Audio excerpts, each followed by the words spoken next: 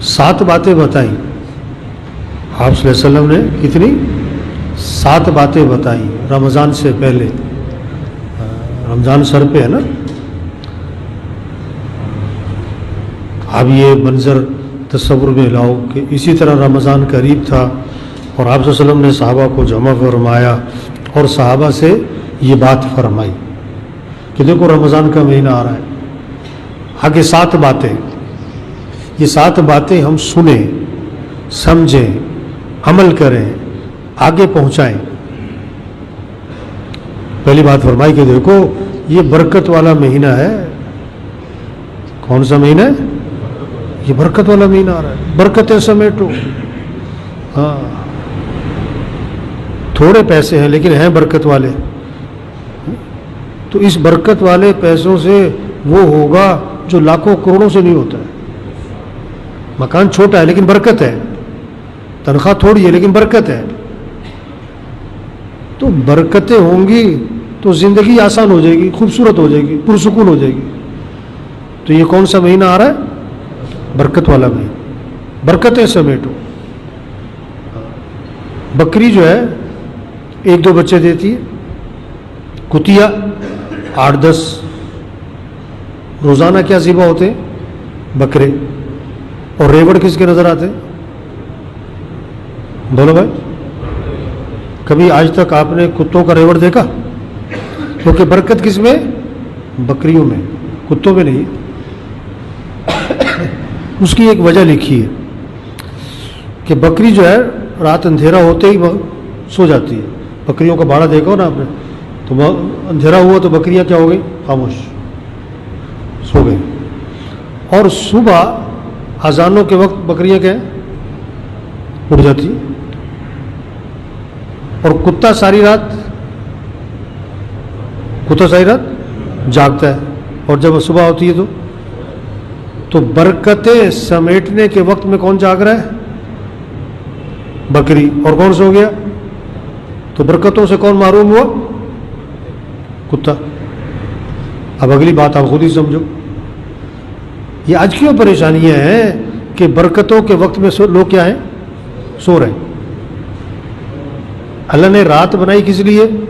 سونے کے لیے. اور دن بنایا، شریعت کا مزاج ہے رات کو جلدی سونا صبح کو، اور شیطانی مزاج ہے رات کو دیر سے سونا صبح کو. تو یہ رمضان کا مہینہ آ رہا ہے. پہلی بات فرمائی کہ یہ کس کا مہینہ ہے؟ یہ برکت والا مہینہ ہے. یہ بات سب کو سمجھائیں. او بھائی برکت والا مہینہ آ رہا ہے، برکتیں سمیٹو. دوسری بات فرمائی اللہ اپنے بندوں کی طرف متوجہ ہوتے ہیں. اللہ اپنے بندوں کی طرف، ہاں اللہ کی توجہ ہوتی ہے. اللہ کی توجہ سے کام بنتے ہیں. جیسے کہتے ہیں نا یار فلاں افسر کی بڑی توجہ ہے تمہاری طرف، یار بڑی نظر ہے تمہاری طرف، یار بڑی تمہاری بات سنتا ہے وہ، یار بڑا تمہارا فون فوراً اٹھاتا ہے. تو اللہ اپنے بندوں کی طرف متوجہ ہوتے ہیں. اللہ کی توجہ حاصل کرو. تیسری بات فرمائی اللہ اپنی رحمت خاصہ نازل فرماتے. عام رحمتیں تو ہر وقت آ رہی ہیں لیکن رمضان میں خاص رحمتیں نازل ہوتی ہیں. اللہ کی رحمتوں کو لوٹ لو، سمیٹ لو، جمع کر لو، حاصل کر لو. یہ رحمتیں حاصل کرنے کا مہینہ ہے. اللہ کی رحمتوں سے زندگی خوبصورت بن جائے گی، گھر کا ماحول خوبصورت بن جائے گا، پرسکون بن جائے گا، زندگی آسان ہو جائے گی. چوتھی بات فرمائی کہ اللہ تمہاری خطاؤں کو معاف فرماتے. معافی مانگنے کا مہینہ ہے. غلطیاں بہت ہیں ہم سب میں، گناہ ہیں، کمیاں ہیں، کوتاہیاں ہیں. کہیں بولنے میں، کہیں دیکھنے میں، کہیں سننے میں، کہیں کمانے میں، کہیں خرچ کرنے میں بہت ساری غلطیاں ہیں. تو کیا کرو؟ معافی مانگ لو. اللہ سے معافی مانگو. شب قدر میں حضرت عائشہ رضی اللہ عنہا نے عرض کیا حضور کون سی دعا مانگے؟ تو کیا فرمایا کہ یہ کہو اللہم انک عفو تحب العفو فاعف عنا. اللہ تو معاف کرنے والا ہے، معافی کو پسند فرماتا ہے. اللہ مجھے معاف کر دے. معافیاں مانگو اللہ سے خطاؤں سے کہ اللہ درگزر فرما، معاف فرما. کلکم خطاؤن، تم سب کے سب خطا کار. وخیر الخطائین التوابون، بہترین خطا کار کون ہے؟ کہ جو اللہ سے معافی مانگے. امت مذنبہ ورب غفور، یہ امت کیا ہے؟ گناہ گار، اور رب کیا ہے؟ معاف کرنے والا ہے. معافیاں مانگو اللہ سے. دعاؤں کا مہینہ ہے. حاجی بات کیا فرمائی کہ یہ مہینہ کس کا آ رہا ہے؟ دعاؤں کا. اللہ دعائیں قبول فرماتے ہیں. سحری کا وقت کہ مانگو اللہ سے، افطار کا وقت کہ مانگو اللہ سے، روزہ رکھ کر کہ مانگو اللہ سے.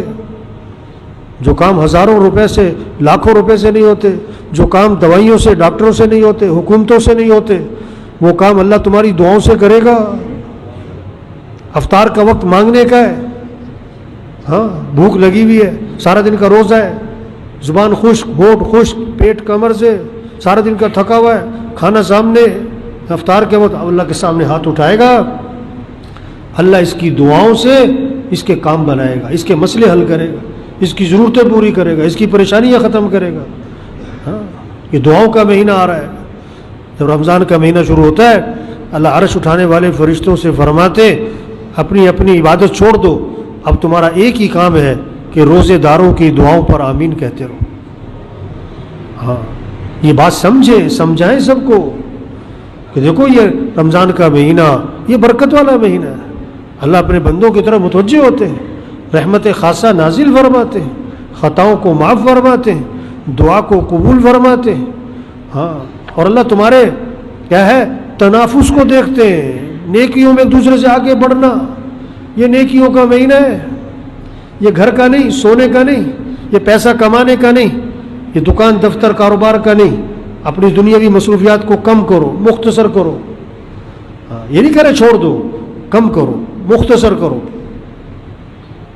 یہ اعمال کا مہینہ، نیکیوں کا مہینہ. قرآن پہ زور لگے، ذکر پہ زور لگے، دعا پہ زور لگے، مسجد میں بیٹھنا ہے، نماز سے پہلے، کوشش و اذان سے پہلے. نوافل کا مہینہ ہے، روزے رکھنے، تراویح پڑھنی ہے. اور آگے فرمایا ساتویں بات، اللہ فرشتوں کے سامنے تمہارے پر فخر فرماتے ہیں. اللہ فخر کرتے ہیں کہ دیکھو میرا بندہ سارا دن روزہ رکھتا ہے، رات تراویح پڑھتا ہے، بھوکا ہے، پیاسا ہے، کمرے میں کوئی دیکھ نہیں رہا ہے، کھانا سامنے نہیں کھاتا ہے، پانی سامنے نہیں پیتا ہے، میرا ڈر ہے، مجھے راضی کر رہا ہے، میری مان کے چل رہا ہے. ابھی وقت نہیں ہوا افطاری کا. بھائی تجھے دیکھ تو کوئی نہیں رہا تھا کہ نہیں، اللہ کو راضی کرنا ہے، اللہ کی ماننی ہے. اللہ فرشتوں کے سامنے فخر فرماتے ہیں، سارا دن روزہ رکھا ہے، رات تراویح پڑھ رہا ہے، قیام ہو رہا ہے، رکوع ہو رہا ہے، سجدے ہو رہے ہیں. آگے فرمایا پس اللہ کو اپنی نیکی دکھلاؤ. اس رمضان میں اللہ کو کیا دکھاؤ؟ یہ گھروں میں مقابلہ ہو، یہ گھروں میں باتیں ہوں، یہ گھروں میں تذکرے ہوں، گھروں میں نماز کی فضا ہو، قرآن کی فضا ہو، ذکر کی فضا ہو، دعا کی فضا ہو، دین سیکھنے سکھانے کی فضا ہو، دعوت کی، دین کی بات سنو، دین کی بات کرو، اس کی فضا بناؤ. اللہ کو اپنی نیکی دکھلاؤ. آگے بڑی سخت بات فرمائی حضور صلی اللہ علیہ وسلم نے، بڑی سخت بات فرمائی. لہجہ آپ کا سخت ہو گیا ہے، الفاظ میں شدت آ گئی آپ کے. فرمایا کہ بد نصیب ہے وہ شخص جو اس مہینے میں بھی اللہ کی رحمت سے محروم رہ جائے. بد نصیب ہے، بدبخت ہے، انتہائی گھاٹے میں، نقصان میں کون؟ کہ جو رمضان کے مہینے میں بھی اللہ کی رحمت سے محروم رہ جائے. رمضان میں بھی اس کی زندگی میں کوئی تبدیلی نہیں، کوئی نماز نہیں، کوئی روزہ نہیں، کوئی مسجد نہیں، کوئی قرآن نہیں. رمضان میں بھی قرآن کو ہاتھ نہیں لگایا، رمضان میں بھی ہاتھ میں تسبیح نظر نہ آئی، رمضان میں بھی مسیح میں نظر نہیں آ رہا. کہ بد نصیب ہے.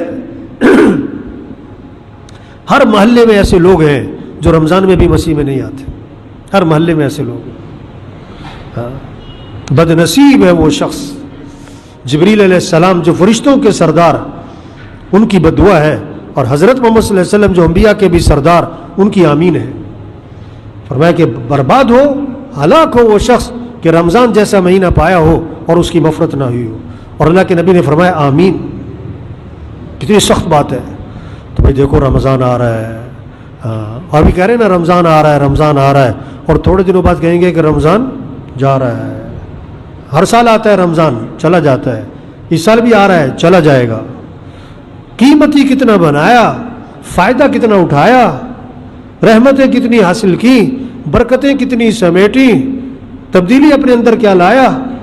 ہاں رمضان اگلے سال بھی آئے گا، ہم ہوں گے کہ نہیں یہ کوئی پتہ نہیں ہے، ہم ہوں گے کہ نہیں یہ کوئی پتہ نہیں۔ کتنے پچھلے رمضان میں تھے، اس رمضان میں نہیں ہے، اور کتنے اس رمضان میں ہیں، اگلے رمضان میں، اگلے رمضان میں پتہ نہیں کس کس کا آخری رمضان آ رہا ہے۔ تو بھائی سب نیت کرو اس رمضان کو قیمتی بنانا ہے انشاءاللہ۔ اس رمضان کو کیا بنانا ہے بھائی؟ ہاں یہ گھروں میں جائیں، سب اپنے گھروں میں بیٹھ کے مشورہ کریں، جتنے بیٹھے ہوئے نا سب گھر والوں کو بٹھاؤ، بچوں کو بٹھاؤ، ہاں پوتوں کو بٹھاؤ، سب کو بٹھاؤ، پوچھو ان سے، ہاں بھائی یہ رمضان آ رہا ہے، اس کو قیمتی کیسے بنانا ہے بھائی، اس رمضان میں کیسے وقت گزارنا ہے۔ بولو بھائی کتنے قرآن پڑھو گے بھائی، اپنا اپنا طے کرو بھائی، کتنا وقت مسجد میں دیں گے یہ بچے ہیں۔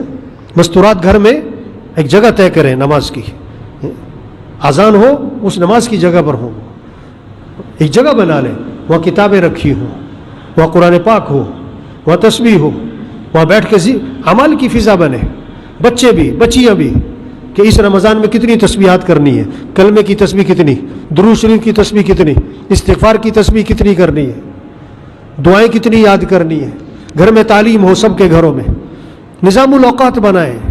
اگر رمضان کو قیمتی بنانا ہے، ایک بہت اہم اصول ہے، بہت آسان، کہ اپنا نظام الاوقات بنا لو، یہ اٹھنے کا وقت ہے، یہ سونے کا وقت ہے، یہ نماز کا، یہ قرآن کا وقت، یہ ذکر کا، یہ گھر کا وقت، یہ مسجد کا، یہ دکان کاروبار کا، مستورات ہے یہ بھی طے کریں، سحری کا وقت، افطاری کا وقت، سحری افطاری کو سادگی پر لائیں، زیادہ کھانا کمال نہیں ہے، کم کھانا کمال ہے، ایک وقت میں کئی چیزیں کھانا کمال نہیں ہے، ایک چیز کھانا کمال ہے۔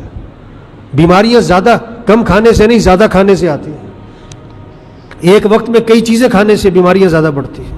افطاری کو سادگی پر لائیں، کھجور سے افطاری کر لیں، کھانا کھا لو بس۔ یہ 10 چیزیں جو جمع کرتے ہیں، دنیا کا بھی نقصان، آخرت کا بھی نقصان، معدے کا بھی نقصان، پیٹ کا بھی نقصان، اعمال میں بھی کمی کوتاہی۔ جب اتنا پیٹ بھر کے کھا لیا تو تراویح کیسے پڑے گا؟ تکبیر اولیٰ تو ملتی کوئی نہیں مغرب میں۔ تو سب نیت کریں بھئی اپنا نظام الاوقات بنائیں گے انشاءاللہ۔ آواز میں کرنٹ کوئی نہیں ہے، یہ سب کیا بنائیں گے؟ اپنے گھر میں جا کے کیا مشورہ کرنا ہے، آج کرو، کل کرو، سب کو جمع کرو کہ ابھی یہ رمضان آ رہا ہے، اس کو قیمتی کیسے بنانا ہے۔ ان کو یہ حدیث سناؤ کہ دیکھو اللہ کے نبی نے فرمایا کہ رمضان آ رہا ہے، یہ برکت والا مہینہ ہے، اللہ اپنے بندوں کی طرف متوجہ ہوتے ہیں، اللہ اپنی رحمتیں خاصہ نازل فرماتے ہیں، بندوں کی دعاؤں کو قبول فرماتے ہیں، خطاؤں کو معاف فرماتے ہیں، تمہارے تنافس کو دیکھتے ہیں، نیکی میں آگے بڑھنا، اللہ فرشتوں کے سامنے فخر فرماتے ہیں۔ پس اللہ کو اپنی نیکی دکھلاؤ، اور میں بد نصیب ہے وہ شخص جو اس مہینے میں بھی اللہ کی رحمت سے محروم رہ جائے، بد نصیب ہے۔ ایک بہت بڑا طبقہ ہے روزے نہیں رکھتا ہے، حدیث میں آتا ہے اس نے ایک روزہ چھوڑ دیا رمضان کا، ساری زندگی روزے رکھتا رہے، ایک روزہ چھوڑنے کا جو نقصان ہوا ہے اس کی تلافی نہیں ہو سکتی۔